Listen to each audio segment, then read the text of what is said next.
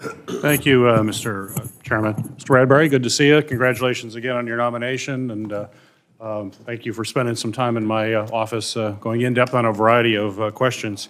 Mr. Bradbury, one of the key responsibilities of the Department of Transportation through the National Highway Traffic Safety Administration, as you well know, is to thoroughly and transparently investigate and hold accountable auto companies when their vehicles are operating in an unsafe manner on our roads. This is especially true for autonomous vehicle technology when that is in play. And as you know, I strongly believe that autonomous vehicles will play a huge part in improving roadway safety, but that can only be achieved if there is public trust, which we talked about in my office, in these technologies. And that only comes with full transparency and accountability so the public truly trusts this technology and its capabilities, or if they don't have abilities, to understand exactly what they're dealing with. Tesla, unfortunately, has been probably the worst actor in this space. There's currently an open investigation into Tesla's quote-unquote full self-drive, which it's not. They market it as full self-drive technology. And indeed, there's a history of Tesla misleading consumers regarding what that technology is actually capable of doing. And unfortunately, that has led to deaths as a result of that.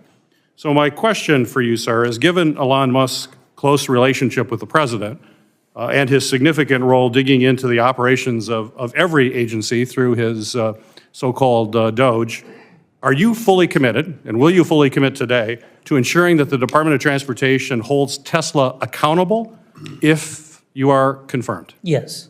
And I believe the Secretary was very firm in saying he would not treat any particular company favorably vis-a-vis other companies. In other words, we would have a fair and objective approach.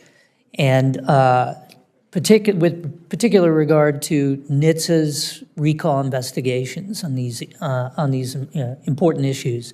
And so I can make that commitment, yes. Okay, good.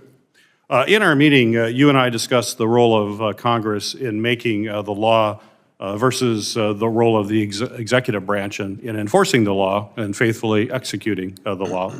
You told me that if the president disagrees with certain programs, he should ask Congress to act to change them. You confirmed that that's how the system, and I don't want to misquote you, but you said that's the way it should act, is my understanding. However, this administration doesn't seem to respect the separation of powers and appears to be pursuing an agenda to pick and choose which laws to enforce and pick and choose which grant funding to follow through on as well.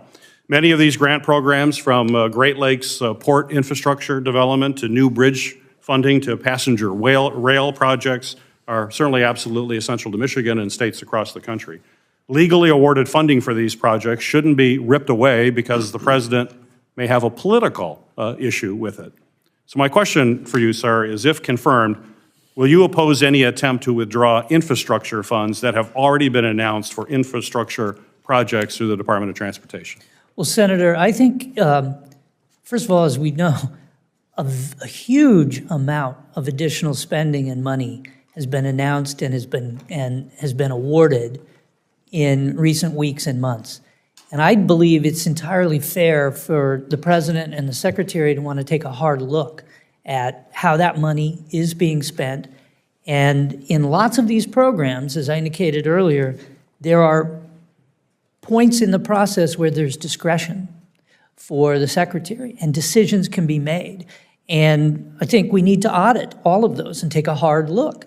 And I believe that's what's really happening, and I think that's a fair process. I think the American people expect that. We want to ensure that we're prudently and responsibly using the taxpayer dollars. That's not the same thing as the executive branch overriding the role of Congress in its appropriation function and its lawmaking function. I absolutely agree that the constitutional structure is Congress makes the laws, Congress appropriates the money, the executive branch executes and implements those programs. But in lots of these programs, there is some discretion assigned to the executive branch and exercised. And we just need to be ensure that that is being exercised responsibly, and we're not inserting unnecessary requirements that detract from the effective use of the money, for example. And then, as I mentioned, there may be cases where the president believes a program is simply is wasteful or not achieving a useful purpose and needs to be reconsidered. And I think it's fair for the president to put that forward to Congress. Thank you, Mr. Chairman.